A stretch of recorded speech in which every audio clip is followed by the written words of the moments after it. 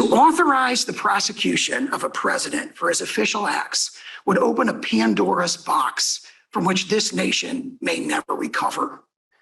Could George W. Bush be prosecuted for obstruction of an official proceeding for allegedly giving false information to Congress to induce the nation to go to war in Iraq under false pretenses? Could President Obama be potentially charged with murder for allegedly authorizing drone strikes targeting U.S. citizens located abroad? That's the political question that Trump was raising, and we played that clip earlier about the threat, so to speak, and what would happen next. That's the heart of the matter.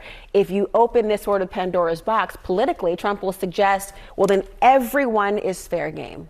Hey there, guys. Welcome to the channel. So one of my favorite people and one of the few self-made women that the left does not and will never, ever support or even recognize is Trump attorney Alina Habba. And she went completely thermonuclear on the media, basically over videos of her and Donald Trump that just keep going viral all over the internet. And you guys have got to see this. But before we do, guys, please, this is going to be a year that the world needs conservative voices. They need your voice and they need our voice. So join the channel, help us grow, get the message out. Every time you like, comment, subscribe, and share, we get more and more reach, and can't do it without you guys. And we really appreciate the support. So here's where we're at. Habba was on Fox Business, and she was talking about basically everything going on, but primarily talking about the presidential immunity claim and why she thinks they have a strong case. And she, as usual,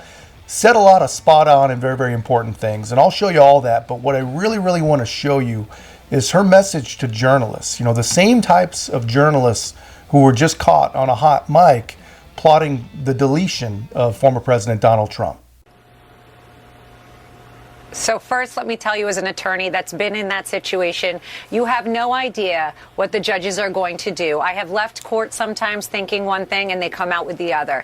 Secondly, let me be clear. Immunity, absolute immunity, is called just that, on purpose, and because the case law says it. It's a very simple fact that all presidents are granted presidential immunity within the scope of their employment, within the outer perimeters of their employment. I've argued it many times. The hypotheticals that were given today are just that. They were hypotheticals that do not relate to President Trump. Our team did a great job arguing, and I think that it's a very simple decision that if it's decided wrong, if those skeptics are correct, will have to be taken up. But I don't think that'll happen. This is really simple. And you have to remember, Liz, and thank you for having me on this very important issue. Presidents have to be able to speak without fear as the president and act without fear as a sitting president of retribution, both civilly and criminally. And what we're seeing is absolutely that. They like to call President Trump a person who's going to have a retribution campaign, but that is exactly what they are doing to him. It is exactly what they fear is what they've done themselves. They don't want you to look at their behavior, so they accuse him of it. And now they're trying to stop him because they can't beat him in the polls. It's election interference at its finest. You know, the fact that there is so much footage of me sitting in court next to the president is so sad and such a demise of the American justice system.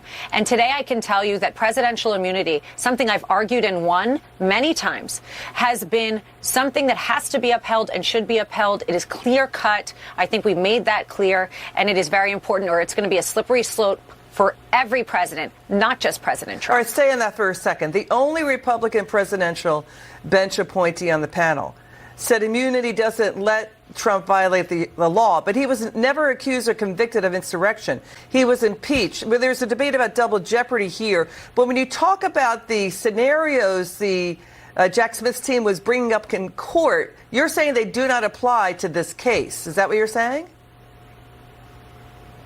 What I'm saying is let me put it in a different way for everybody to understand. President Trump has not been charged with this. Let's be simple on that. But they are going to try and bring out charges that have nothing to do with anything he said. He said, go peacefully and patriotically. We know what happened that day. We also know he was still the president. But they are trying to bend and twist every single rule. The only person that does not want the laws to apply to them is Jack Smith. And let's not forget also, Liz, the Supreme Court just shut him down because the only urgency they have is the 2024 election. And they said, no, Jack, you're not rushing this decision. You're going to go through the appellate division, and you're going to have to go through the normal method that everyone is, because we know we're probably going to have to end up in the Supreme Court. But it is not because the law is not on our side. So it is because we have politically motivated justices, AGs, DAs that have... Yeah, so there you have it. You guys see that. Let me know in the comments. Is she overreacting, or do you think she's right to have that kind of response? You know, obviously, those are not private videos. Those videos really are no big deal.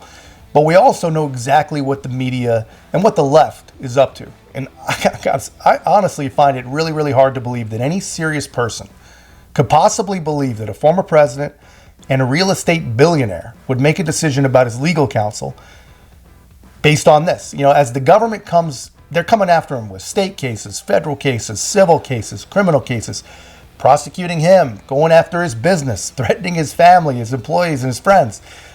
All that the government is doing, all this is lawfare, guys. This lawfare would probably kill most mortal humans. And they want to influence their low IQ constituents, their viewers, to believe that this attorney, the attorney of all of that I just said, was chosen because she's smoking hot. That is just crazy.